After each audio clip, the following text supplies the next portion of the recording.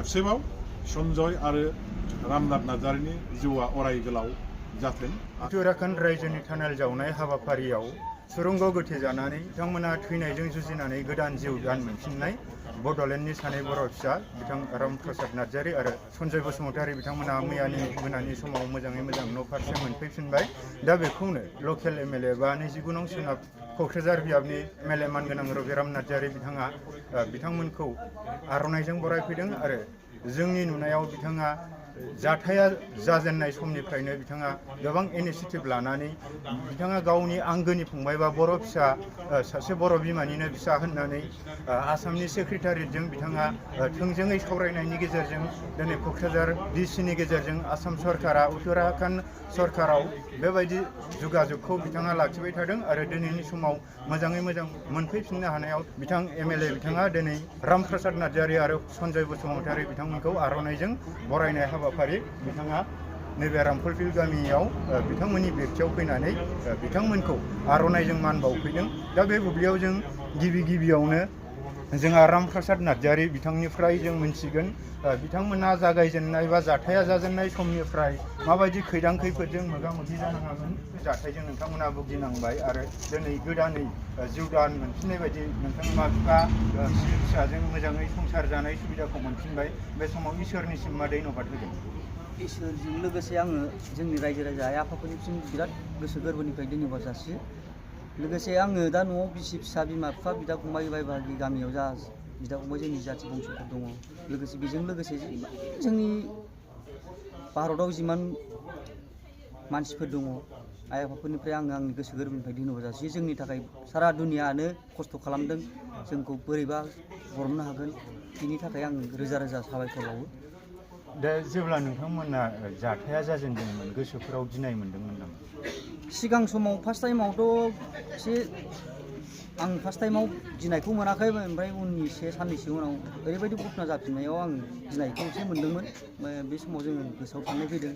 जुदि जोंजों इसोरा दंबा आइ आफाफोरनि अननाय आशीर्बाद दङबा जों जेरैबाबो गोथाङै गोथां ओंखारगोन।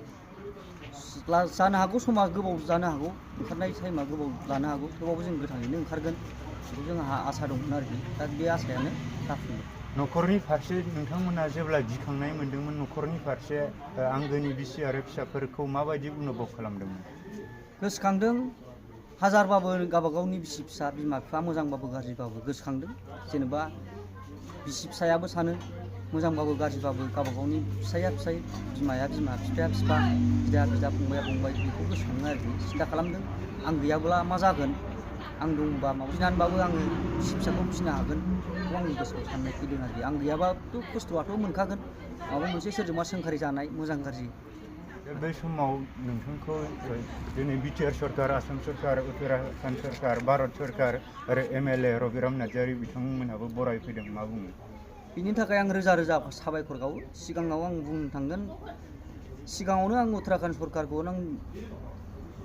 आं बिनिफ्राय रोजा रोजा आं साबायखर बावगोन उत्तराखन्ड सरकारनिसिम। बिनिजों लोगोसे जोंनि भारत सरकार, आंनि आसाम सरकार, BTR सरकार, रबिराम रोजा रोजा साबायखर। बिसोरनि अननाय मोननायावनो बिसोरनि आशीर्बादावनो जों दा गोथाङै गोथां न'सिम फैनो हादों। बिमा बिफाजों मोखां नुफैदों, बिसि फिसाजों जाथि बाहागिजों रायज्लायफैनो मोनदों मोजां गाज्रि। बिनि थाखाय आं बिसोरनि सायाव रोजा रोजा आंनि गोसो गोरबोनिफ्राय साबायखर जासियो। बुंथिबाय जिथु बिथांमोननि जाथाय जानायजों बिथांमोना सिगां समाव गिनायखौ मोनाखैमोन। जेब्ला बांद्रायनिफ्राय बांद्राय हा गिसिखानायजों गुदुं गोथेनाय बा सुरंग गोथेनाया बांद्राय जानायाव बिथांमोनाबो न'खरनि फारसे निस्सय साननाया फैदोंमोन होननानै बुंथिदों। नंगौ, गमामायैनो जोङो माबा मोनसे खैफोदजों मोगा मोगि जायोब्ला जोंनि गोसो गोरबोआव गिनायजों लोगोसे गावनि आंगोनि सुबुंफोरखौ गोसोखाङो, जाहाथे जोंनि बिमा बिफा गारजेना जोंनि न'खरखौ माबोरैहाय जोङो मोजां राहा होलांनो हागोन बैफोरबायदि साननाया फैयो। जेखियानो जाया दिनैनि बुब्लियाव इसोरा गमामायैनो दङलाय दिनै बिथांमोना न' फारसे मोजाङै मोजां सफैफिनबाय आरो बेजोंनो लोगोसे दिनै जे 29 नं सोनाब क'क्राझार बियाबनि MLA रबिराम नार्जारी बिथाङा जे गावनि आंगोनि बर' फिसा बा बर' फंबाय बायदि इनिशिएटिभ लानायनि गेजेरजों दिनै बेबायदि बिथांमोना मोजाङै मोजां सौफैफिननो हानायाव बरायनाय हाबाफारियाव बिथाङा मा बिबुंथि लाखियो बिथांनिफ्राय दान्दिसे मोगा-मोगिनि गेजेरजों बिथांनि बिबुंथिखौ जों खोनासंयो। दिनैनि बे बरायनाय हाबाफारियाव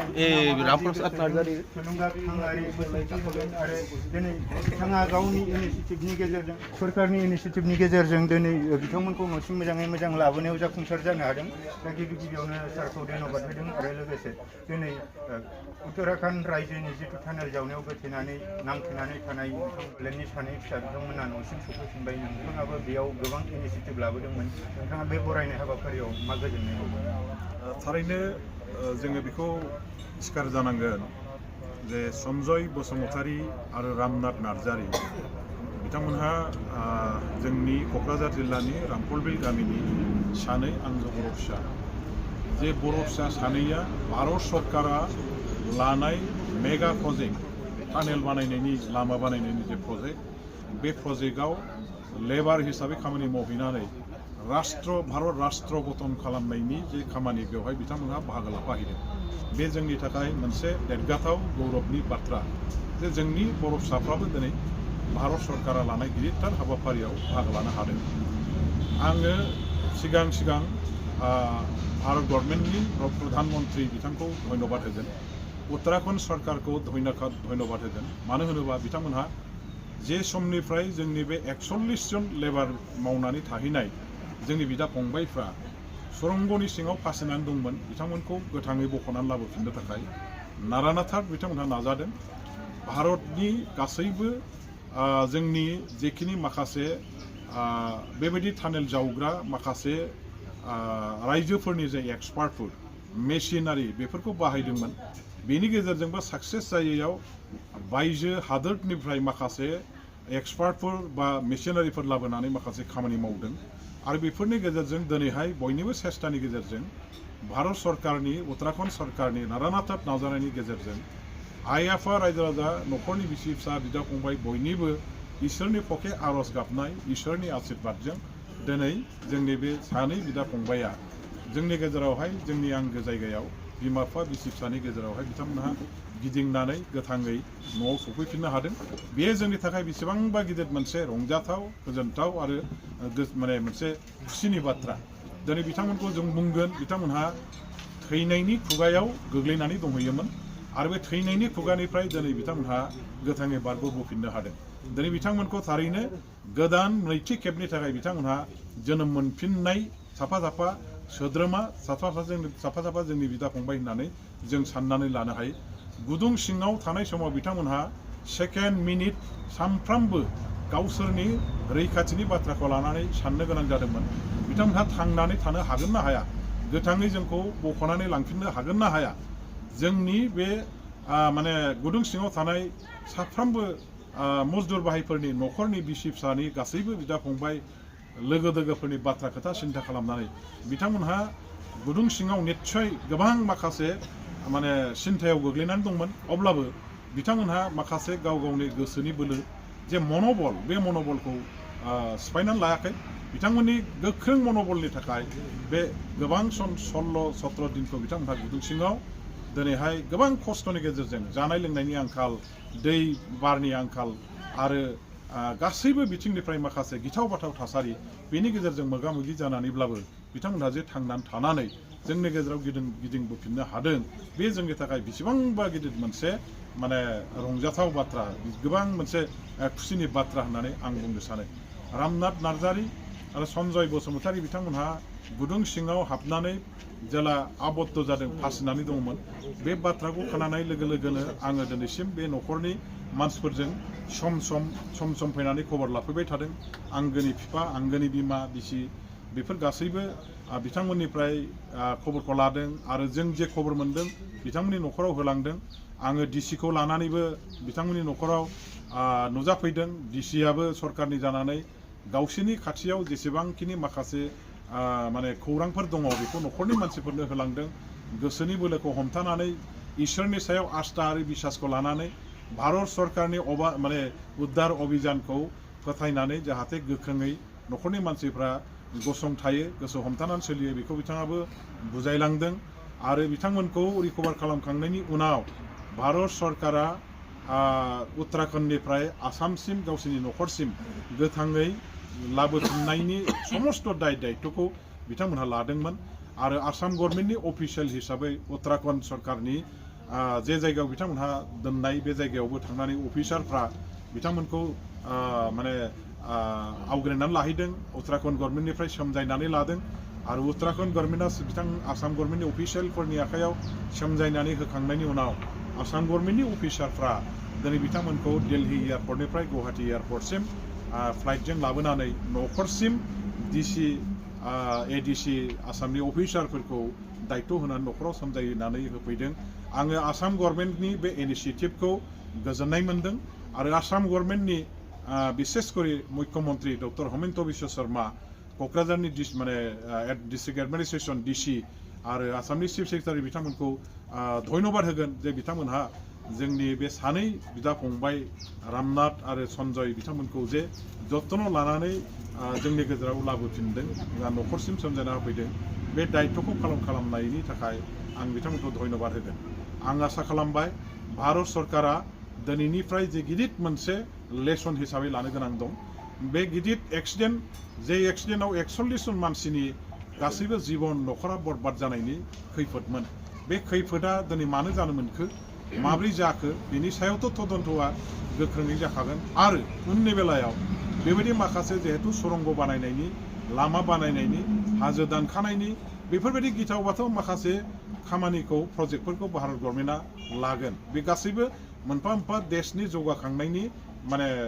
माबा बियो माने हाबाफारि आरो देशखौ जौगाखांहोनाय देशनि रैखाथिनि थाखाय भारत गभर्नमेन्टआ जे गिदिर माखासे हाबाफारि लागोन डेभेलपमेन्टनि खामानि मावगोन जेरावनाखि जिबननि माखासे भय दङ गिनांगौ दङ बेफोरबायदि भय बा गिख्रंथाव हाबाफारिफोरखौ मावनायनि सिगां जिउनि जाहाथे खहा गोनां जानो हाया जिउआ जाहाथे नष्ट जानो हाया मानसिफोरनि लाइफ लस जाहाथे जाया बेनि थाखाय माखासे प्रिभेन्टिभ मेजार्सखौ मास्ट एकेबारे कम्पालसारिलि खालामथारनानै प्रजेक्टखौ इमप्लिमेन्ट खालामनायनि थाखाय जाहाथे गभर्नमेन्टआ बेबस्था खालामो कुनु कम्पानिफोरखौ कुनु जायफोर माने फार्मफ्रा बेबायदि प्रजेक्टफोरखौ खामानि मावनायनि दायित्वखौ मोनो बिथांमोनखौ मानसिफोरनि लाइफ सेभिंसनि जेखिनि माखासे एरेन्जमेन्ट प्रिपारेसन आरो बे इकुइपमेन्ट्सफ्रा माने साफिसियेन्ट जायागौमानि सेटिसफेक्टरि लेभेलनि जायागौमानि बेबायदि फार्म बा कम्पानिफोरनो जाहाथे खामानिखौ होआ बेनि थाखाय भारत गभर्नमेन्टआ नोजोर लाखिनांगोन आं बेखिनिखौ खावलायबाय कारन मानसिनि जिबनखौ कमप्रमाइज खालामनानै जोङो डेभेलपमेन्टनि खामानिखौ मावनायाबो बे गनायथाव बाथ्रा नङा बेखायनो भारत गभर्नमेन्टनिफ्राय बेखिनि इनिशिएटिभा जाहाथे थायो आं बेखौ खावलायबाय आं इसोरनि खाथियाव आरज गाबबाय उननि बेलायाव जोंनि बेनि बादैबो गुबुन जायगाफ्राव खामानि मावनाय जोंनि मजदुर लेबार भाइफ्रा जाहाथे बेबायदि गिथाव बाथाव खैदां-खैफोदाव गोग्लैनाङा इसोरा जाहाथे बिथांमोनखौ अरायबो नोजोर होयो रैखाथि होयो बेखौनो आङो दिनै इसोरनि खाथियाव आरज गाबबाय आरो सन्जय आरो रामनाथआ जोंहा दिनै न'खरनि बे गावसोरनि रांखान्थि हालोदा मोजां नङैयाव बायजोआव थांनानै जे खामानि मावहैबाय आरो बेनि गेजेरजों न'खरनि रांखान्थि हालोदखौ जौगाखांहोनो बिसि फिसाखौ खांनायनि थाखाय जिखिनि माखासे माने खाबु मोनबाय बेबायदि खाबुखौ उनावबो बिथांमोनहा मावगोन आरो जेफोर खामानिफोरखौ मावबा गावबो गोथाङै थांनानै थागोन आरो न'खरनि मानसिफोरनिबो उपकार खालामनो हागोन बेबायदि हाबाफोरखौ जाहाथे बिथांमोनहा नोजोर होनानै गावसोरनि जिउनि फारसे रैखाथिनि फारसे गोख्रोङै सिन्था खालामनानै उननि बेलाफ्राव जाहाथे खामानियाव आवगायलाङो आरो बिथांमोनखौ अरायबो इसोरा जाहाथे मदद खालामो आइ आफा रायजो राजाफोरनि आशीर्बाद बिथांमोननि सायाव जेब्लाबो थागोन आं बेखिनिखौनो बुंनानै खेबसेबाव सन्जय आरो रामनाथ नार्जारीनि जिउआ अराय गोलाव जाथों आरो बेबायदि खैफोदनिफ्राय अरायबो बारग'थों आरो बेबायदि गाज्रि खैफोदाव द्वितीयबार जाहाथे गोग्लैया बेखौ इसोरनि सायाव आरज गाबबाय सार बिटिआर सरकारा मबाइल टि स्टल अनसुंथाइ होगोन होननानै बिथांमोना खोथा होदों बिनि सायाव मा बुङो आङो थारैनो बेखौ धन्यबाद होगोन कारन न'खरनि रांखान्थि हालोदा गाज्रिनि थाखायनो बिसि फिसा गथ' गथाय बिमा बिफाखौ खांनांगौनि बेलायाव न'खरनि जेबायदि अबस्था बेफोर अबस्थाफ्रा मोजां नङैनि खारनावनो दिनै गोजान जायगायाव थांनानै थैनायजों जुजिनानैब्लाबो गिथाव बाथाव माखासे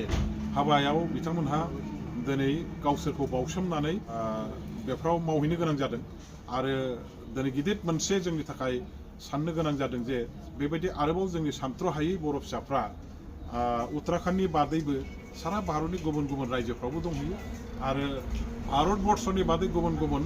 राष्ट्रफ्रावबो बिदेशावबो दंहैयो दा बेबायदि गोबांथार जोंनि बर' फिसा बिदा फंबायफ्रा बेबायदि खैफोद गोनां खामानियाव मावहैनो गोनां जानायाव निस्सय जोंहा दिनैहाय साननो गोनां जादों जे जोंनि बिदा फंबायफ्रा दिनै जोंनि गेजेरावनो जोंनि जायगायावनो जुदि कलकारखाना इन्डास्ट्रि कम्पानि बेफोर माखासेफ्रा थायोमोनब्ला निस्सय जोंनि जायगायावनो गावनि न'खराव थानानै मावनो हागौमोन आरो बेबायदि खैदां खैफोराव हयथ' गोग्लैनांनाय जानाय नङामोन बेखायनो दा आसाम गभर्नमेन्टआनो होन बिटिसि गभर्नमेन्टआनो होन जोंनि जायगायाव माखासे गिदिर फिसा उद्यगफोर गायसननो थाखाय गिदिर गिदिर माखासे कम्पानिफोर खुलिनानै बेवहाय जोंनि बेकार गरिब सेंग्रा सिख्लाफोरखौ खामानि मावनायनि जाहाथे खाबु होनायनि बेबस्थाखौ खालामो बेखौ आङो नोजोर लानो थाखाय बिटिसि गभर्नमेन्टखौ खावलायगोन लोगोसे दिनै मबाइल टि स्टल होनायनि थाखाय बिटिसि गभर्नमेन्टआ जे मोनसे बिथांमोननिफ्राय अनसुंथाइ हाबाफारि हिसाबै आसनि हिसाबै फोसावदों बेयो मोजाङानो जादों आं बेखौ बरायगोन धन्यबाद होगोन आरो बेबायदि गोबां माखासे बेकार जोंनि सेंग्रा सिख्लाफोर दङ दिनैहाय जायफ्रा थांनानै थानायनि जेबो राहा लामा गैया साख्रि गैया बाख्रि गैया कन्ट्राक्ट थिखा हाजिरा मुजिरा मावनानै जानायनि जेबो सुबिदा गैया बेबायदि सुजुग सुबिदाखौ खालामनानै होनांगौनि थाखायबो बेकार समस्याखौ समाधान खालामनो जोंनि गोग्लैसोनाय रांखान्थि हालोदखौ जौगाखांहोनायनि थाखायबो सरकार हिसाबै गार्जेन हिसाबै जाहाथे दायित्व लानानै नोजोर होनानै बेबस्थाखौ ओनसोलावनो खालामनानै होयो बेनि थाखाय आङो बे